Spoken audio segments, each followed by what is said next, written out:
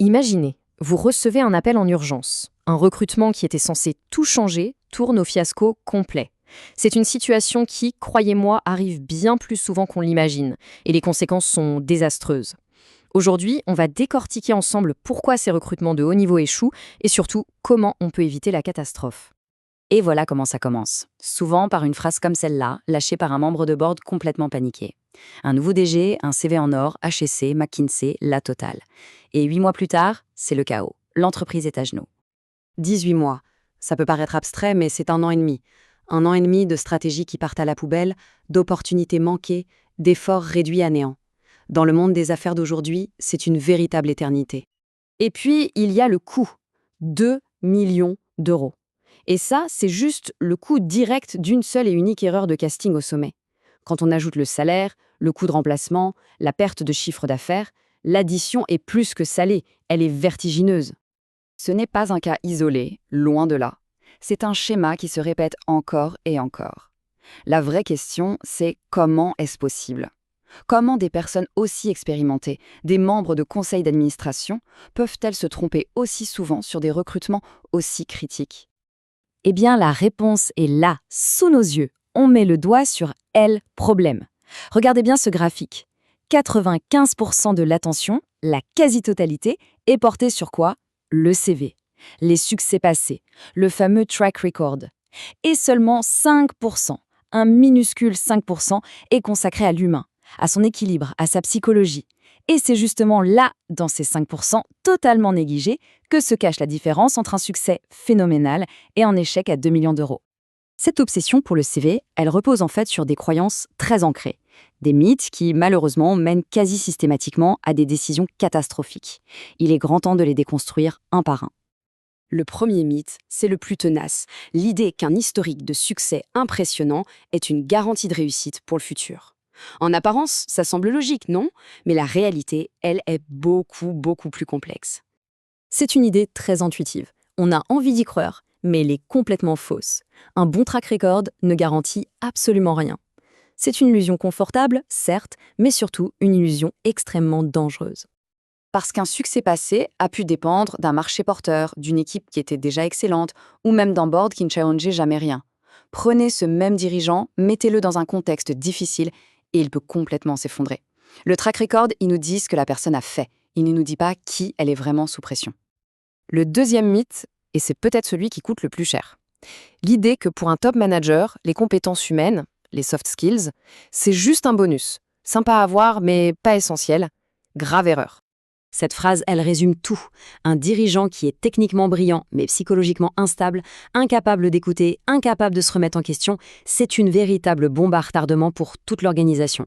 Il causera toujours plus de dégâts qu'il n'apportera de bénéfices. Et enfin, le troisième mythe, celui du processus. Cette croyance qu'en 2 ou 3 discussions, on peut vraiment cerner la complexité d'un être humain qui va diriger une entreprise. C'est se voiler la face, tout simplement. Soyons honnêtes, en quelques entretiens, qu'est-ce qu'on évalue vraiment ? Une performance, un discours bien rodé.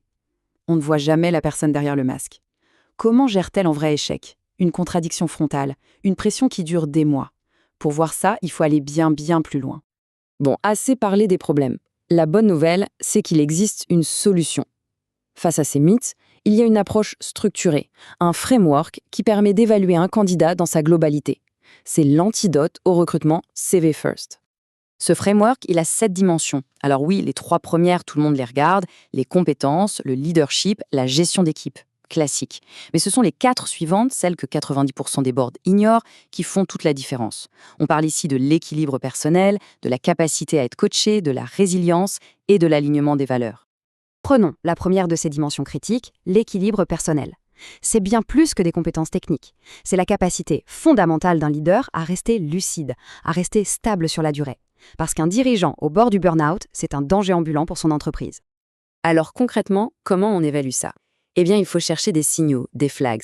Un candidat qui ne sait absolument pas parler de ses échecs, c'est un énorme rouge flag.